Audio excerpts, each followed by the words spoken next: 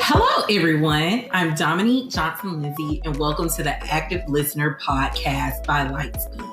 For the past 3 decades, Lightspeed has journeyed with educators and tech experts across school districts. With our Active Listener Podcast, we are bringing the stories and experiences of our customers, education experts, and our own team members on how listening is foundational to education. Tune in as we amplify these vital voices and understand more about the people shaping the future of education. We hope every podcast listen will be a learning opportunity with Active Listener.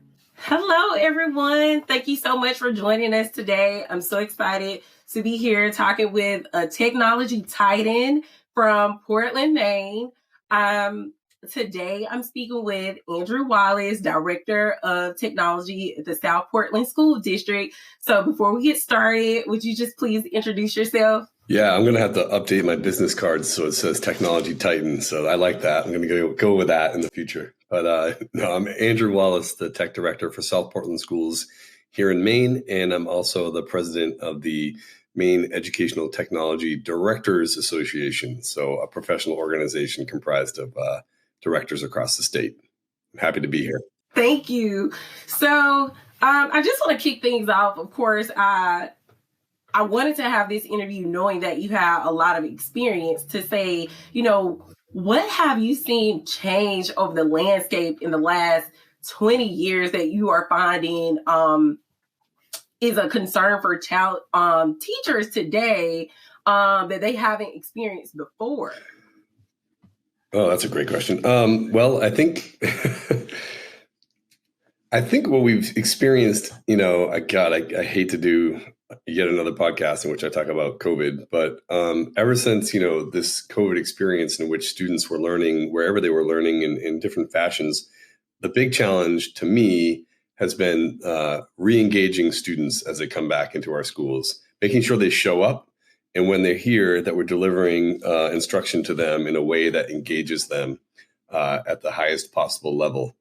For me, like one of those ways is to, have instruction that has really enticing video and audio components. So it's not enough to go up and stand and deliver anymore, but you really need to have high quality instructional materials and a teaching style that keeps the kids right with you, because this current generation of students, my own personal children, in fact, can learn almost anything they want. And the way they do it is through usually YouTube or shorts and things like that online. And we need to sort of adjust to reach them at that learning style. And that is their preference. So I don't know that we were all trained for this.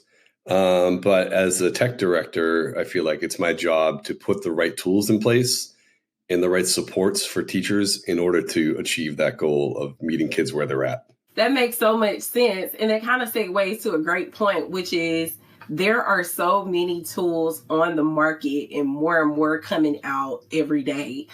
How do you figure out what the right tools are for your district? Yeah, that's interesting too. Lots of schools, when resources were free, really sort of, expanded the tools that they used for teaching and learning. We actually did quite the opposite. It was born out of probably my own frustration when I had 2 kids and they were only 2 grades apart, and trying to keep up with their passwords and, which kid uses Zoom and which kid uses Google Meets. That sort of stuff was, really challenging for me, and I'm into this stuff. What we've decided around here is to pick fewer tools and go deeper with those tools. So by, whittling down one of the 5 or 6, formative assessment engagement tools that are available, if we can get down to 1 or 2, we can really create sort of this community of learners where the teachers are supporting each other. When a kid walks into my classroom, they don't have to worry about what is going on in your classroom, Dominique, right? So they don't have to learn a new tool just because of your preference or my preference. So we've really found that fewer tools lets families and kids and teachers go deeper and become really adept at those tools. And also we can measure the effectiveness much, much better when we know what we're measuring. So if you've got 5 different tools asserting that they're doing the same thing, how do you know which one is effective? So we're actually sort of limiting that. And I don't mean that in the sense of squashing innovation. It's sort of that place where you have to review your tools every so often, and you have to listen to teachers. When I look at some of our core tools, these are tools that teachers found at a conference. These are tools that teachers explored on their own or were referred to by a friend. And those innovations have become our mainstays. Those are some of our major tools were directly born out of a teacher interest, one teacher's interest. And I think that's the way to do it because they're the practitioners. I'm just the guy, at the top trying to approve or get these things in place. So yeah, you got to listen to your teachers, focus on fewer things, and go deeper and do more with less things. That's my advice on how to sort of get a handle on all the resources that are available out there. Gotcha. I love that. And I think that's a definite unique way to think about it. We've definitely noticed across, the board that a lot of people did adopt more and more things. And I do agree that that's kind of harder to keep up with. So going deeper is definitely different, but I think it's also something that's really good, and it helps the organization become like experts at a certain thing where they can kind of help each other more. That makes me think about collaboration. So we always talk about collaboration a lot of times from the perspective of students. And so what does technology look like in helping teachers collaborate is something I'm curious about in your district. Yeah, yet again, if we're using the same resources, right, then we can develop for the same environments and the same ecosystems. So, for example, if you are an excellent math teacher, and I certainly am not, I can borrow some of the resources that you have found effective in your classroom, but only if they're portable, right? Only if they can fit into the software or the delivery system that we've all agreed to use. So building out these libraries, and you'll see this trend among a lot of software companies, they're building these libraries. Some of them are local libraries. Some of them are, any user can contribute to this library. And they are just like high quality vetted materials that have been proven to be effective in different settings, right? And so not everything works for every type of kid or in every setting, but by, trusting colleagues in what they have found to be efficacious in their practice really allows you to collaborate there. And of course, we all use collaboration tools like, Google Docs or Microsoft Teams and all that business, where, you don't have to pass around a pen drive anymore or a CD-ROM or even a folder, right? Everything is now digital. People can get together and create really high quality materials. Collaboration is definitely critical. And I'd also say, again, don't limit it just to your own school district or to your own school.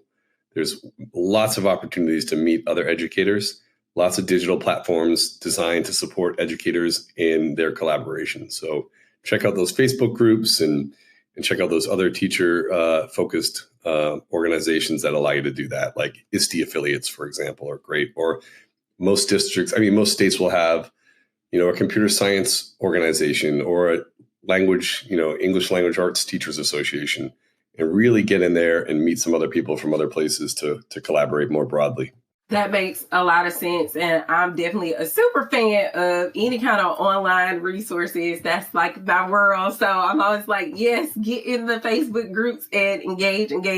I always think meeting other people and learning what they do is the fastest way to kind of get a leg up on things. So totally love that. Something I did want to bring up, of course, is any new technology innovations that you've implemented that you feel like are a mainstay in your district. So something that you could have acquired, it could even be pre-pandemic, but something you acquired where you feel like you implemented this technology, now it is a part of your roadmap going forward. Yeah. And so to me, the technology that I've seen that holds the most promise, and I feel like is starting to define us as a district, is around audio technology. So ironically, Lightspeed audio solutions, we've put in place basically during the pandemic.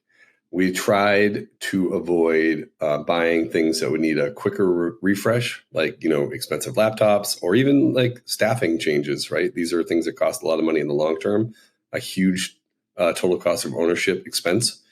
But what we tried to do was put in audio solutions into the spaces that we knew would last a long time and become part of the learning environment. Especially during COVID, when people were wearing masks and speech intelligibility was a big challenge, we felt audio was the way to go. Previously, audio often gets cut from a budget, but once you get it in there and people start seeing how much more engaged and how easier it is for students to learn when they can actually hear what the teacher's trying to articulate to them, it is a game changer. So I think for us, that's one of the new technologies that defines us. We really have committed to putting high quality audio distribution systems in every instructional space so that our teachers can really clearly communicate with students.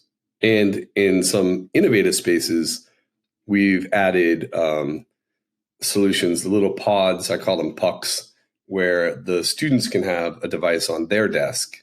And then it allows them, if the teacher permits it, allows them to share their voice in the same way across the audio enhancement solution in the classroom. Because, we talk a lot about student voice, but how do we give them that voice? If we're the ones holding the microphone all the time, we're really not empowering students to have their voice in the classroom. And everyone's voice should be treated and respected in the same way. And by putting in clear audio solutions, you can do that. And so that's been a game changer for us. And it wasn't easy from the start, but it's a culture shift that once you understand the impact and how much it can help students learn, really everyone seems to embrace it, which is what we want. So with that, have you seen any unexpected benefits of the instructional audio systems? Of course, we always know you talk about things like engagement, but is there anything where you're like, wow, that came from audio too, or at least supported by? Yeah, well, one thing that I wasn't expecting when we did it was this general sense of calm that can, outcome from the solution, right? So I always sat in the back of the class. I don't know why, I just did.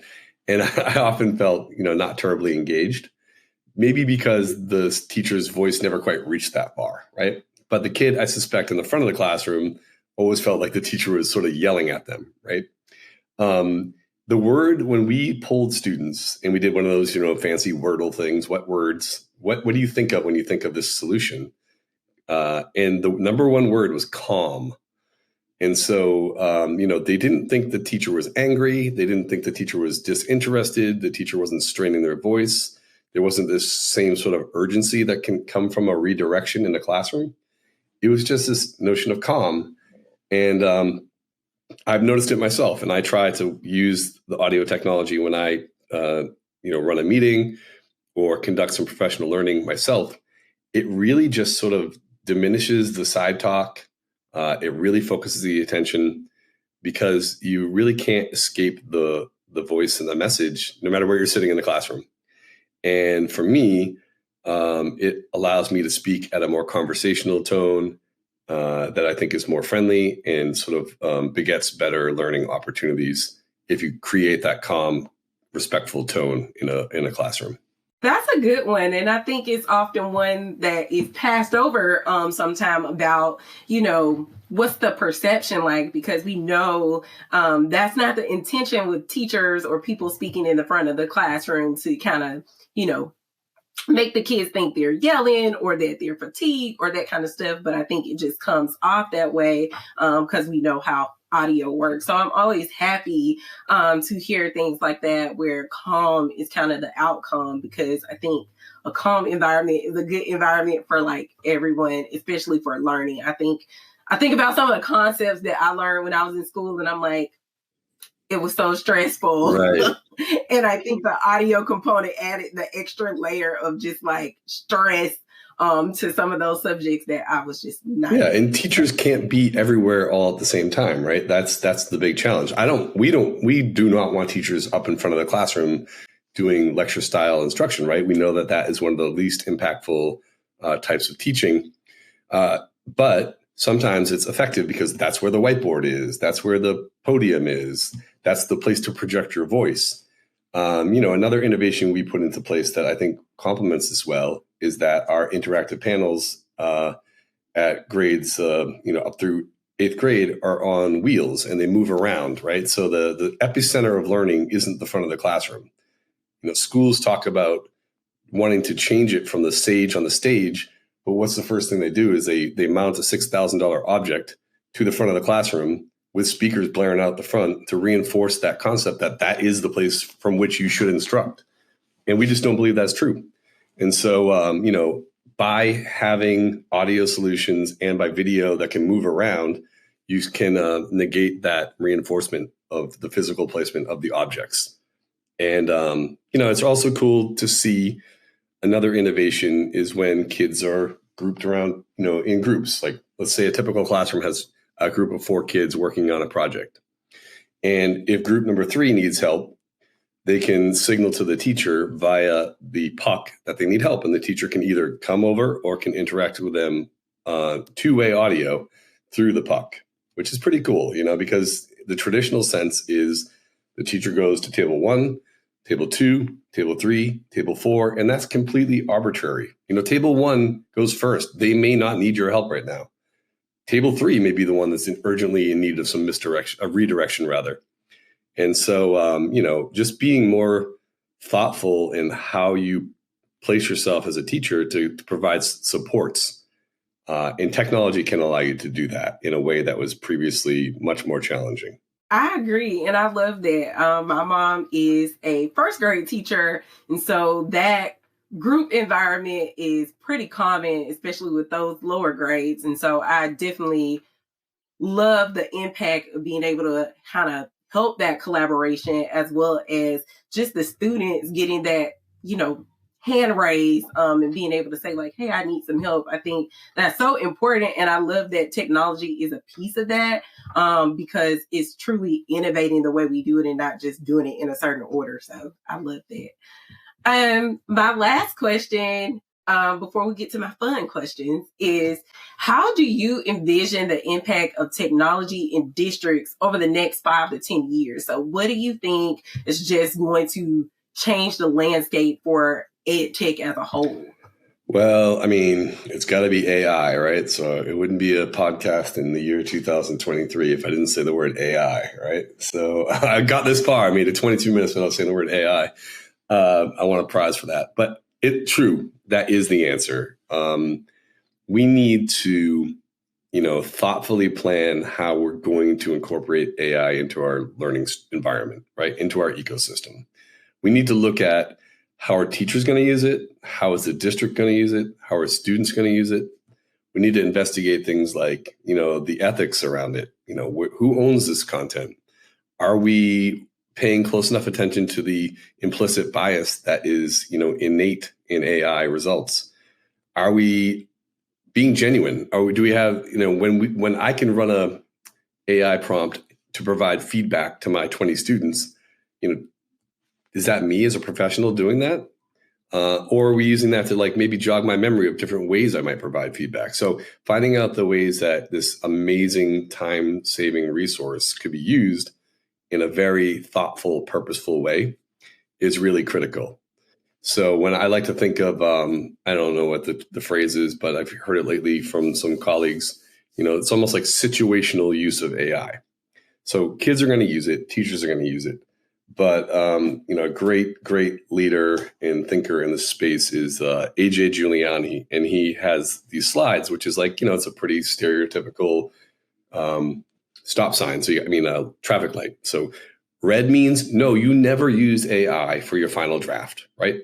Yellow means, proceed with caution when doing this. Yeah, it's a great way to refine some of your thoughts. And green means, hey, we're brainstorming as a class right now. Let's use it. We're expecting you to use it. So it's not about just, banning it or encouraging it. It's really about when is the right time to use it and to what extent. Because if we don't define the right times, then we're always going to be in this place of a gotcha, oh, that kid plagiarized with that, or that teacher used it inappropriately over here. Really, truly understanding when, why, and to what extent you should be using AI to supplement your teaching and your demonstration of learning as a student. That's, to me, the spot where we need to spend a lot of time as school districts and as schools and as teachers to figure that all out. That makes a lot of sense. And it would not be a podcast in 2023 without talking about AI. So every guest I've had has definitely brought it up in some form or fashion. So I agree, but you did bring it up the latest. So that is a prize for that. Okay. The last two questions are just fun. So quick and dirty answers, nothing too involved. The first one is, if you could immediately remove one barrier to learning, what would it be? That people feel like they need to be an expert in order to ask other people to demonstrate things. So you don't have to know how to do iMovie to ask students to show their learning with iMovie. So teachers need to let go of that. They don't have to be perfect. I love it. And then the last one, what's your favorite sound in the world? Favorite sound in the world? I think it's the third snooze. So I hit snooze twice, and I feel much more rested when I hear the third one. So I think that's my favorite. It means that my day is ready to go. I love it. So I want to thank you so much for this today. This was so good and so unique. I love just hearing about this from a purely technology perspective, because I think as supporters of people that introduce technology to districts all the time, we want to hear how you all think and how we can support you. And so I think this was such a great conversation to have. And I just want to thank you for taking time to spend with us today. Well, thanks, Dominique. I'm glad you invited me. I had a good time talking with you. That's all for today's Active Listener. Thanks for tuning in. Share your comments on this episode on our Facebook, Twitter, or LinkedIn social media pages. You can visit our website at lightspeed-tech.com to learn more about our mission to ensure every student hears every word. And subscribe to our podcast wherever you listen to your favorite podcast. Until next time, let your listening be as active as your learning.